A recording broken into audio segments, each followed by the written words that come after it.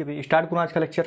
तो आज के लेक्चर, अच्छा इसके पिछले लेक्चर में हमने क्वेश्चन कर लिए थे, ठीक है भाई, थेल्स थ्योरम और कन्वर्स ऑफ थेल्स थ्योरम पे, ठीक है। तो ये आज आपके सामने एक नया टॉपिक है जिसका नाम है यहाँ पे थ्योरम फर्स्ट के फॉर्म का है, ए सिमिलरिटी। ए means angle angle angle similarity. ये क्या कहता है एंगल एंगल एंगल सिमिलरिटी? इसमें ये कहता है कि अगर कोई दो ट्राइंगल है और कोई दो ट्राइंगल में अगर तीनों करस्पॉन्डिंग एंगल आपस में बराबर हैं तो दोनों ट्राइंगल क्या होगा, सिमिलर होगा, ठीक है भाई। ये जैसे आपके पास एक ट्राइंगल, यहाँ मैं समझा रहा हूँ, एक ट्राइंगल ये है, एक ट्राइंगल ये है जिसका नाम है मान लीजिए ABC, ठीक है। और यहीं पे एक ट्राइंगल है, ये ले लिया, जिसका नाम है DEF। तो अगर ये एंगल A एंगल D के बराबर हो जाए, ये सेकंड वाला एंगल B एंगल E के इक्वल हो जाए और एंगल C एंगल F के इक्वल हो जाए, तो ये दोनों ट्राइंगल क्या हो जाएंगे, सिमिलर हो जाएंगे, यही कह रहा है, ठीक है भाई। तो इसमें क्या कह रहा है कि इफ़ इन टू ट्राइंगल, दो ट्राइंगल में the corresponding angles are equal, अगर इनके करस्पॉन्डिंग एंगल इक्वल है, then their corresponding sides are proportional. तो अगर इनके करस्पॉन्डिंग एंगल इक्वल है तो उस एंगल के करस्पॉन्डिंग जो साइड होगा वो क्या होगा, प्रोपोर्शनल होगा। और अगर ऐसा है तो हेंस ट्राइंगल का सिमिलर, तो जो ट्राइंगल होगा वो क्या होगा, सिमिलर होगा। अच्छा, प्रोपोर्शनल की बात क्यों आई यहाँ पे? क्योंकि हम जानते हैं कि कोई भी दो ट्राइंगल या कोई भी दो पॉलीगन को जब हम सिमिलर प्रूव किए थे पहले लेक्चर में, तो सिमिलर प्रूव करने के लिए क्या कहा गया था कि करस्पॉन्डिंग साइड्स क्या हो, करस्पॉन्डिंग एंगल क्या हो, इक्वल हो, और करस्पॉन्डिंग साइड का रेशियो बराबर हो। अगर इन दोनों बातों में से कोई एक बात फेल हो गई तो वो दोनों ट्राइंगल या दोनों पॉलीगन सिमिलर नहीं होंगे। तो किसी भी अगर तीनों एंगल बराबर है तो ये हमको ये शो करना पड़ेगा कि इनके करस्पॉन्डिंग साइड्स का रेशियो भी बराबर है। क्लियर है बातचीत? तो गिवन क्या है, ये एंगल A एंगल D के बराबर, एंगल B एंगल E के बराबर, एंगल C एंगल F के बराबर, ठीक है भी बातचीत। तो देखें यहाँ पे मैंने कहा गिवन, गिवन में मैंने कहा कि इन triangle ABC and DEF, in triangle ABC and triangle DEF में क्या क्या बराबर है, ये एंगल A, यहाँ का एंगल है एंगल D के बराबर है, एंगल B आपका एंगल B एंगल E के बराबर है, ठीक है, एंगल E। और यहाँ का एंगल C आपके एंगल F के बराबर है। जो ये एंगल C है ये एंगल F के बराबर है, ये गिवन है, ठीक है भाई। तो टू प्रूव, अगर ऐसा है तो हमें प्रूव करना है, टू प्रूव, क्या प्रूव करना है कि ट्राइंगल ABC ट्राइंगल DEF क्या है, आपस में सिमिलर हैं। तो प्रूव करना है triangle ABC similar to triangle DEF, ये सिंबल है ये सिमिलर का है, ठीक है भी बातचीत। तो ये प्रूव करना है। अच्छा, प्रूफ तो ये कर रहा है, लेकिन इसको प्रूव करने के लिए यहाँ पे आप देख रहे हैं कि एंगल इक्वल है, तो अब इस एंगल के सामने कौन है, BC, तो यहाँ का BC, तो इस एंगल है किसके बराबर है, D के बराबर, तो D के सामने कौन है, EF, तो BC upon EF is equal to, ये B के सामने कौन है, AC, तो यहाँ हो जाएगा AC, और यहाँ B किसके बराबर, E के बराबर, तो E के सामने कौन है, DF, और यहाँ C के सामने AB, तो यहाँ का AB और C किसके बराबर है, F के, तो F के सामने कौन, DE। तो इन साइड का रेशियो भी आपस में बराबर दिखाना, मतलब अपने को दिखाना पड़ेगा, ये शो करना है कि AB अपान DE और ये BC अपान EF और AC अपान DF, ये तीनों बराबर दिखाना पड़ेगा, तभी ये क्या नाम है, सिमिलर हो पाएगा। क्योंकि अगर एंगल बराबर है तो दूसरी कंडीशन होती है कि अगर करस्पॉन्डिंग एंगल बराबर है तो दूसरा कंडीशन ये है कि करस्पॉन्डिंग साइड का रेशियो भी बराबर दिखाओ। तो इसको प्रूव करने के लिए दो कंडीशन होने चाहिए, पहला तो दिया हुआ है एंगल बराबर, तो दूसरा बच कौन रहा है, साइड्स का रेशियो बराबर दिखाना। तो अपना जो टारगेट होगा वो ये है कि इस साइड के रेशियो को बराबर दिखाना, करस्पॉन्डिंग साइड के रेशियो को। अगर A एंगल D के बराबर है तो A के सामने का साइड, तो यहाँ D के सामने का साइड का रेशियो। अगर ये एंगल A वाला E के बराबर होता तो A के सामने का BC होता और E के सामने का DF, तो BC अपान DF होता, ठीक है। तो ये होता है करस्पॉन्डिंग साइड्स का मतलब। क्लियर बातचीत? ठीक है भाई। तो अब हम इसके लिए कुछ कंस्ट्रक्शन करेंगे, क्या करेंगे, कंस्ट्रक्शन।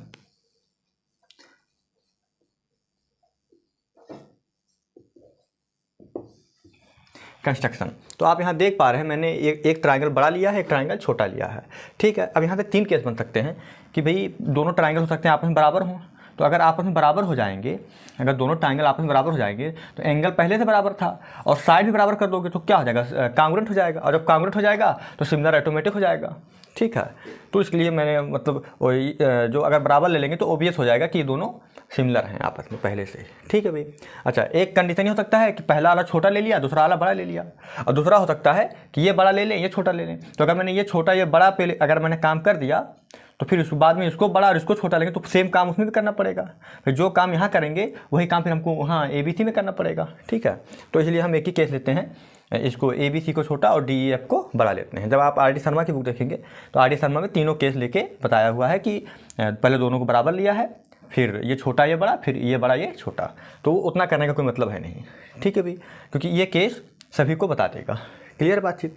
तो इसके लिए क्या करना पड़ेगा, इसके लिए करना ये है कि ये जो चूँकि DE बड़ा है और DF भी बड़ा है तो क्यों ना मैं AB के बराबर यहाँ पे एक पॉइंट ले लूँ DE पे एक पॉइंट ले लिया P। ठीक है, तो जो ये पॉइंट लिया है ये जो DP है वो AB के बराबर लंबाई का है। इसी प्रकार DF पर एक पॉइंट ले लिया हमने Q, DF पर एक पॉइंट ले लिया Q, और ये DF की जो लंबाई है DF पे एक पॉइंट ले लिया Q, तो जो ये DQ आ रहा है ये AC के बराबर है। तो इस प्रकार दो पॉइंट लिया मैंने, फिर इसको मैंने PQ को ज्वाइन कर दिया, तो मैंने DE और DF पर दो कट लगाए, एक DP और एक DQ। तो ये दोनों कट जो है DP और DQ, DP बराबर है आपके AB के और DQ बराबर है AC के। ये क्या कंस्ट्रक्शन, मैंने कहा कट, कंस्ट्रक्शन में मैंने लिखा कट DP, ये कंस्ट्रक्शन में DP is equal to AB and DQ is equal to AC, DQ is equal to AC, ये कह दिया। और बाद में क्या कहा, ज्वाइन PQ। क्लियर बातचीत। फिर मैंने कहा ज्वाइन PQ, यहाँ तक की बातचीत हो गई। ठीक है, बोलो भाई। अब इसके आगे हम इसके प्रूफ पे चलते हैं, तो मैं ऊपर वाला पूरा मिटा रहा हूँ। ठीक है, फिर हम इसके प्रूफ पे आते हैं। अच्छा, ये चीज़ रफली मैंने समझाया है कि ये हमारा टारगेट है। ये क्या है, टारगेट। ठीक है, तो इसको भी लिखना नहीं है, इसको भी लिखना यहीं तक है, इसको नहीं लिखना है। ठीक है, ये केवल समझाने के लिए किनारे लिखते हैं, पड़ा रहेगा ये किनारे। ठीक है, अब हम आते हैं इसको प्रूव करने पे। ठीक है भाई, देख लें यहाँ तक। ठीक है बेटा, तो प्रूफ की तरफ बढ़ते हैं। ठीक है भाई, मैंने यहाँ लिखा प्रूफ, प्रूफ में देखा बेटा, सबसे पहले चूँकि ये साइड इस साइड के इक्वल है, ये साइड इस साइड के इक्वल है। ठीक है, और ये एंगल इस एंगल के इक्वल है, तो अगर मैं इन दोनों ट्राइंगल को ले लूँगा तो ये दोनों ट्राइंगल क्या हो जाएंगे, कांग्रुएंट हो जाएंगे। ठीक है भाई, तो कांग्रुएंट हो जाएंगे तो यहाँ से हमको एक फ़ायदा मिल जाएगा कि ये एंगल B यहाँ के एंगल P के, और ये जो एंगल C है वो यहाँ के एंगल Q के बराबर हो जाएगा। ठीक है भाई बातचीत। चलिए देखते हैं, मैंने कहा in triangle ABC and triangle DPQ, triangle DPQ, triangle है ट्राइंगल DPQ में मैंने कहा कि AB is equal to DP, यहाँ पे AB is equal to DP है ना, ये AB यहाँ के DP के और यहाँ का AC DQ के बराबर है। AC is equal to DQ, ये कहाँ से कहा मैंने, ये मैंने कहा बाई कंस्ट्रक्शन, मैंने कंस्ट्रक्शन की हेल्प से ये बात बोली। ठीक है भी बातचीत, ओके। अच्छा, इसके बाद मैंने कहा कि जो एंगल A है वो एंगल D के बराबर है, ये तो गिवन है, एंगल A एंगल D के बराबर है, ये बात गिवन है। बोलो भाई, एंगल A एंगल D के बराबर, अगर ऐसा है तो ये दोनों ट्राइंगल क्या होगा, congruent. Therefore triangle ABC congruent to triangle, congruent का सिंबल है DPQ by side angle side ये साइड बराबर है, एंगल बराबर साइड बराबर, तो side angle side congruence, side congruence से ये क्या है, आपस में कांग्रुएंट है। अगर ऐसा है तो एंगल B किसके बराबर हो जाएगा, एंगल P। अब एंगल P नहीं कहूँगा क्योंकि एंगल P में तो नीचे का भी सोच लेंगे, तो ये वाला एंगल बराबर होगा ना, ये वाला, तो इसको कोई नाम दे देते हैं। ठीक है, इसको 1 कह देते हैं और इसको 2 कह देते हैं। ठीक है भाई, तो मैंने कहा कि एंगल B किसके बराबर हो गया बेटा, एंगल 1 के बराबर हो गया। देयरफॉर यहाँ से so angle B is equal to angle 1, यहाँ का एंगल 1 मतलब DP, तो यहाँ लिख देता हूँ कि जो एंगल 1 है वो एंगल DPQ है, और जो एंगल 2 है वो DQP है, ठीक है, बता दिया किनारे, कोई दिक्कत नहीं है। तो एंगल बी किसके बराबर हो गया, एंगल 1 के, और एंगल सी किसके इक्वल हो गया, एंगल 2 के, है ना, एंगल 2 के। क्लियर बातचीत। अच्छा, बट एंगल बी तो पहले से किसके बराबर दिया था, ई के, बट एंगल बी पहले से दिया था एंगल ई के बराबर, एंड एंगल सी पहले से बराबर दिया था एंगल एफ के, और जो पहले से एंगल सी था वो एंगल एफ के बराबर दिया था। मैंने कहा it is clear, it is clear from above, it is clear from above. क्या क्लियर है भाई, ये देखें b बराबर ई है, जब b बराबर 1 है, तो जब b बराबर है तो ये एंगल ई एंगल 1 के बराबर हो जाएगा। तो यहाँ से हो जाएगा एंगल 1 बराबर एंगल ई। बोलो भाई, b बराबर तो 1 और e भी बराबर। अच्छा, यहाँ से एंगल सी बराबर तो 2 और f एंगल बराबर, एंड एंगल 2 बराबर एंगल f। आया नहीं आया समझ, देख लो भाई। तो एंगल 1 एंगल ई के बराबर, एंगल 2 एंगल f के बराबर हो गया। तो ये तो करस्पॉन्डिंग एंगल है, तो अगर करस्पॉन्डिंग एंगल है तो ये पी क्यू क्या हो गया, ई एफ के पैरेलल हो गया, है ना। Therefore we can write P Q parallel to, ये P Q parallel to E F, P Q parallel to E F. बोलो भाई, यहाँ तक की बातचीत हो गई, P Q parallel to E F, देख लें इसको यहाँ तक, ठीक है, ठीक है। अगर कोई पूछेगा कैसे, तो यहाँ मतलब बता सकते हैं कि चूँकि करस्पॉन्डिंग यहाँ एंगल को मैं ऐसे बना दे रहा हूँ, एंगल बना के यहाँ ऐसे लिख देता हूँ, तो आप समझेंगे एंगल लिखा है, angle corresponding angles are equal. ठीक है भाई, बातचीत है ना। ये मिटा दे रहा हूँ, टारगेट पता है ना, ये लाना है, ठीक है। तो इस बात को मिटा देता हूँ मैं,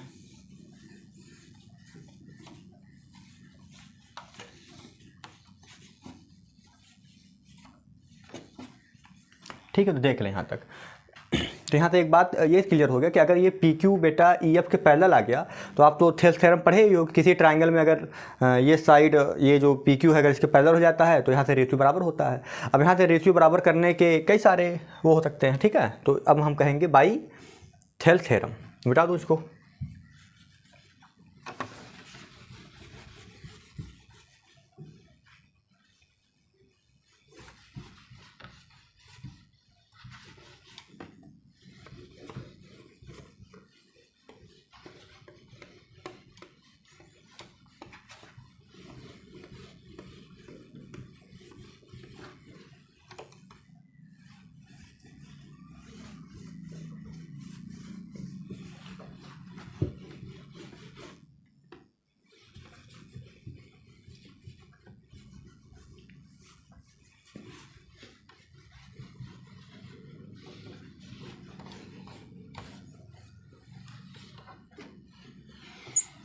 चलें आगे। तो ये P Q parallel to E F आ गया, मैंने कहा then by Thales theorem, then by Thales theorem, then by Thales theorem. Thales theorem से क्या कह सकता हूँ मैं कि ये यहाँ का देखना D P upon D E, छोटा बटे बड़ा, D P upon D E, D P upon D E is equal to D Q upon D F, D Q upon D F. तो मैंने यहाँ पे छोटा बटे बड़ा लगाया, छोटा डी पी तो बड़ा डी ई, छोटा डी क्यू तो बड़ा डी एफ। अच्छा, अब कोई पूछ सकता है कि ऐसा क्यों किया भाई, ऐसा क्यों किया? तो ऐसा इसलिए किया बेटा क्योंकि हमको तो लाना क्या ultimately, A B upon D E और A C upon D F और B C upon E F, यही तो लाना है। तो अगर मैं छोटा बटे बड़ा ले लूँगा, डी पी अपान डी ले लूँगा, तो डी पी को मैं ले सकता हूँ A B by construction, D P को ले सकता हूँ ए बी। तो मेरे पास क्या आ जाएगा, ए बी अपान डी आ जाएगा। भाई हमको लाना क्या है, हमको तो ये लाना है ना ए बी, यहाँ का ए बी तो यहाँ का डी, और यहाँ का बी सी, यहाँ का बी सी तो यहाँ का ई एफ, और यहाँ का ए सी तो यहाँ का डी एफ, ये तो लाना है हमको लास्ट में। तो अगर मैं छोटा बड़ा ले लूँगा तो डी पी को ए बी लिख लूँगा बाई कंस्ट्रक्शन, भाई, तो ये हो नहीं जाएगा अपना A B upon D E, A B upon D ये मिल जाएगा, और डी क्यू को लिख दूंगा ए सी, तो ये वाला मिल जाएगा। तो ये पोर्शन और ये पोर्शन मिल जाएगा अगर मैं छोटा बटे बड़ा करूँ तो, इसलिए मैंने छोटा बटे बड़ा लगाया। ठीक है, फिर मैंने इसको लिखा डी पी को लिख सकता हूँ ए बी, तो मैंने इसको लिखा A B O R R upon D E is equal to, ऐसे लिख दिया। ठीक है, देयरफॉर डी क्यू को लिख दिया, डी क्यू क्या है, डी क्यू किसके बराबर है, ए सी के, तो ए सी अपान डी एफ। ऐसा क्यों कहा, क्योंकि मैंने कहा कि डी पी ए बी के बराबर है, ये डी पी है वो ए बी के बराबर है, एंड ए बी है ये, एंड डी क्यू ए सी के बराबर है। ये बात हो गई। बोलो भाई, मैंने कहा ये फर्स्ट इक्वेशन हो गया, मान लिया मैंने। तो मेरे पास क्या आ गया, ए बी अपान डी ई और A C upon D F. अब मैंने कहा सिमिलरली, क्या कहा, सिमिलरली मेरी बात बहुत ध्यान से सुनना भाई। जब हमने डी ई और डी एफ पर ये पॉइंट लिया था तो क्या आया, ए बी के साथ डी ई आया और ए सी के साथ डी एफ आया। अगर ये पॉइंट मैं इस पे ना लेकर के ऐसे ले लेता, मान लीजिए ऐसे होता, ये ए बी सी और ये ऐसे मान लीजिए होता डी ई एफ। अगर पॉइंट एक यहाँ और एक यहाँ लेता है ऐसे, ये पी और क्यू ऐसे लेता, तो जब पॉइंट यहाँ लिया था डी ई और डी एफ पर, तो नीचे डी ई और डी एफ आया। बोलो भाई, बात समझना। जब मैंने ये डी ई और डी एफ पर बेटा पॉइंट लिया है, देखना एक डी ई पे पॉइंट लिया है और एक डी एफ पर पॉइंट लिया, तो रेशियो किसके साथ आया है, ये वाला रेशियो देखना, ए बी का रेशियो इसके साथ आया है और ए सी का रेशियो इसके साथ आया है। अगर मैं पॉइंट एक यहाँ ले लूँ एक यहाँ ले लूँ, तो अब देखना ये किसके साथ जाएगा, ए बी, तो ए बी के साथ ये पॉइंट आ जाएगा, और फिर ये पॉइंट कहाँ ई एफ पर है, तो ई एफ के साथ कौन आएगा, बी सी, तो बी सी के साथ ई एफ आ जाएगा। तो मैं कह सकता हूँ सिमिलरली ये A B upon D E, similarly A B upon D E is equal to, अब देखना इस पे ई एफ पे पॉइंट है भाई, अब इस बार डी एफ पे नहीं है, यहाँ ले सकता हूँ ना, तो ये ई एफ, तो ई एफ किसके साथ आएगा, बी सी के साथ, तो ए बी अपान डी ई हो जाएगा B C upon E F, B C upon E F के। अच्छा, अगर कोई चाहता कि हम ये नहीं लिखना चाहते हैं, ऐसे चाहता, ये मान लीजिए आपके पास ए बी सी है और ये मान लीजिए आपके पास डी ई एफ है। कोई पॉइंट कहता कि भाई जो हमको पॉइंट लेना है हम इस पे ना लेकर के ऐसे लेंगे पॉइंट, एक पॉइंट यहाँ लेंगे, एक पॉइंट यहाँ लेंगे, यहाँ पी क्यू लेंगे, यहाँ ऐसे पी क्यू लेंगे, तो कोई बात नहीं है। तो यहाँ से क्या हो जाता है, ये पी कहाँ है, डी एफ पे, तो ये किसके साथ जाएगा, ए सी के साथ, तो यहाँ से हो जाता है A C upon D F. बोलो, अच्छा ये पॉइंट कहाँ है, ई एफ पे, तो ई एफ किसके साथ है, तो बी सी, तो यहाँ हो जाता है B C upon is equal to B C upon E F आया। तो यहाँ से हो जाता है A C upon D F और B C upon E F हो जाता। तो या तो ये लिख लो या तो ये लिख लो, ठीक है भाई, तो ये भी लिख सकते थे। तो हमने ये बात लिख ली ना, और इसी को मैंने बोल दिया 2, मैंने कहा from 1 and 2, from equation 1 and 2। तो 1 2 से देखें ये दोनों बराबर हैं, तो भी दोनों आपस में बराबर होंगे, इसका मतलब तीनों आपस में क्या हो गए, बराबर हो गए। हमको तीनों साइड को बराबर दिखाना था ना, मैंने कहा फ्राम 1 and 2, मैंने यहाँ लिखा A B upon D E is equal to कितना है, A C upon D F है भाई, ए बी अपान डी की वैल्यू क्या, A C upon D F, और यहाँ ए बी अपान डी की वैल्यू क्या, B C upon E F. तो एक इधर लिख दिया तो एक वैल्यू उधर लिख सकते हैं, B C upon E F.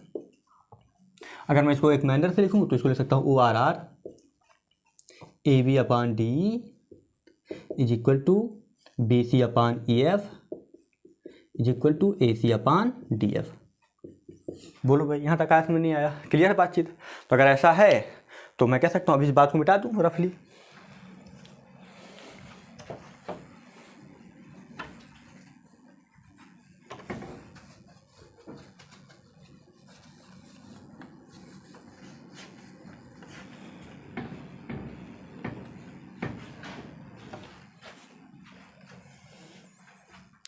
देख लें यहाँ तक, ठीक है भाई। मैंने कहा 10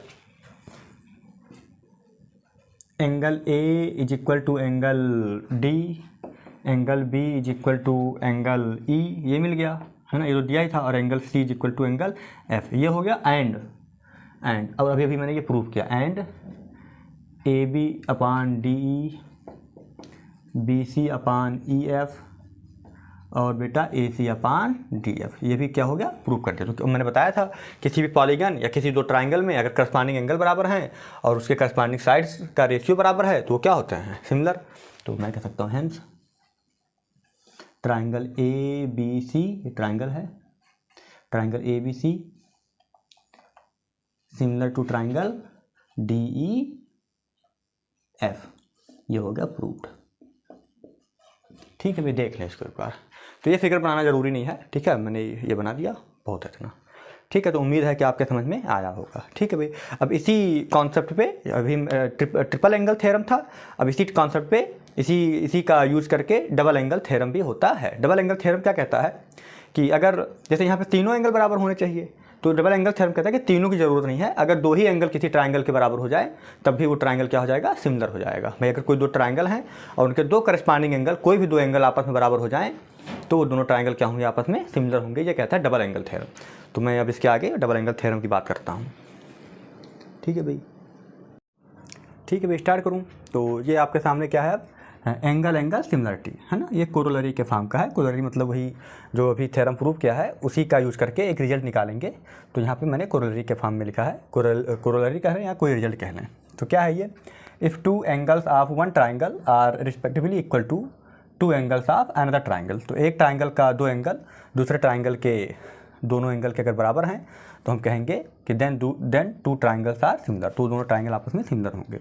मान लीजिए ये एक ट्राइंगल है आपके पास जिसका नाम है ए बी सी, ये एक ट्राइंगल है ए बी सी, और यहाँ पे एक ट्राइंगल है आपके पास, मान लीजिए इसका नाम है डी ई एफ। तो कोई भी दो एंगल, मैंने कहा मान लीजिए ए वाला डी के बराबर है और बी वाला ई के बराबर है, तो प्रूव करना है कि ये दोनों सिमिलर हैं। मैंने कहा गिवन, मैंने कहा in triangle A B C and triangle D E F. तो ए बी सी और डी ई एफ में हमने कहा कि एंगल ए एंगल डी के बराबर है and angle B angle E के बराबर है। ठीक है भाई, आया। अगर किसी हिसाब से एंगल सी एंगल एफ के बराबर ला दूँ, मैं कह सकता हूँ ट्रिपल एंगल थ्योरम से कि दोनों क्या हैं, सिमिलर हैं। तो मैंने कहा टू प्रूव, यहाँ पे प्रूव करना है, टू प्रूव में करना है कि triangle A B C similar to triangle D E F, ये प्रूव करना है। ठीक है भाई, तो मैं डायरेक्ट प्रूव करता हूँ।